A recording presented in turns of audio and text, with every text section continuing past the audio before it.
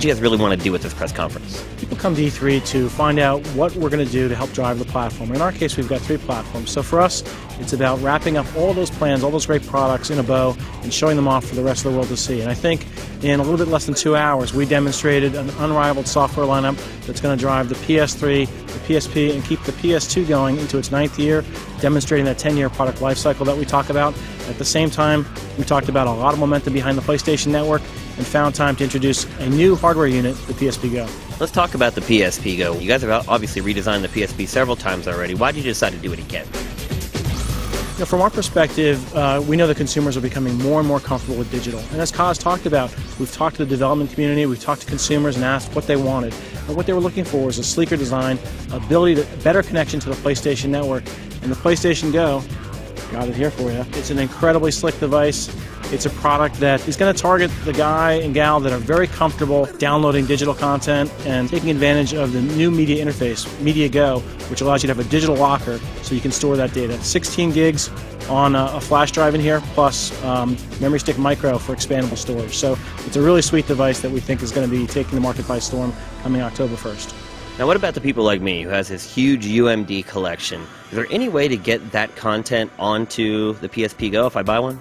We're actually looking into that, and we know that people do have a library. The good news is that library doesn't go away, and if you've got the library, you've probably got a PSP. We're looking into that to see if there's some way to get those files converted to a digital format as well. Now, what are the differences sort of physically between the Go and the PSP? I know the screen size is a little bit smaller on the Go, right? It's a tiny bit smaller, but basically this is a lighter unit. It's a smaller unit. It's 40% lighter than the first PSP to come out. Popping into your pocket is no problem. The screen size really maintains that same fidelity of the PSP screen. Great for gaming, great for watching movies. The other thing that we talked about is that tighter connection to the PlayStation Network.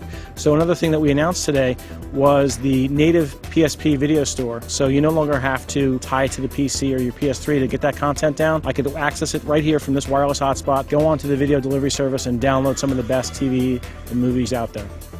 Well, let's shift to the PlayStation 3. Can you talk a little bit about the challenges you guys have had over the last 12 months?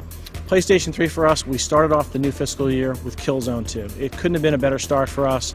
It's a game that people have been waiting for, and from my perspective, we're not going to take our foot off the throttle. We're going to go from that to Infamous, which is a game that is taking the market by storm as we speak. By my count, we've got 14 games for Blu-ray disc just from Sony alone. We've got some great exclusive content coming from third parties, some surprise announcements with a new game from Rockstar, Final Fantasy XIV. So really an embarrassment of riches on the PlayStation 3, and again, could have been more gratified to hear the audience, which is sometimes a bit of a jaded audience, hard to keep them happy, hooting and hollering and standing ovations with some of these announcements. It's my pleasure to introduce Evan Wells, co-president of Naughty Dog, to show you Uncharted 2: Among Thieves.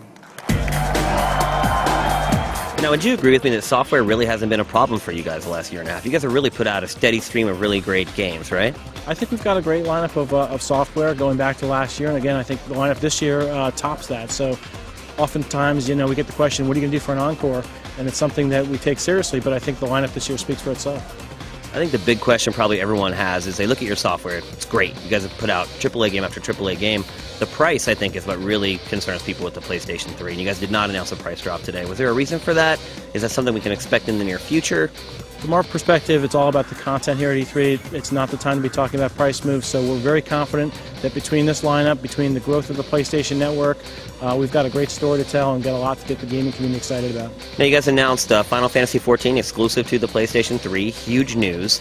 Now, that's obviously going to be an MMO, an online game. Will that be served on your servers? Will that be served on Square's servers? Have you guys worked out those details yet? It's a little premature to start talking about some of those details. We know we're going to get a ton of questions because everyone's really intrigued by the whole Square announcement, but we'll leave that for another day as we work those details out with Square and Enix.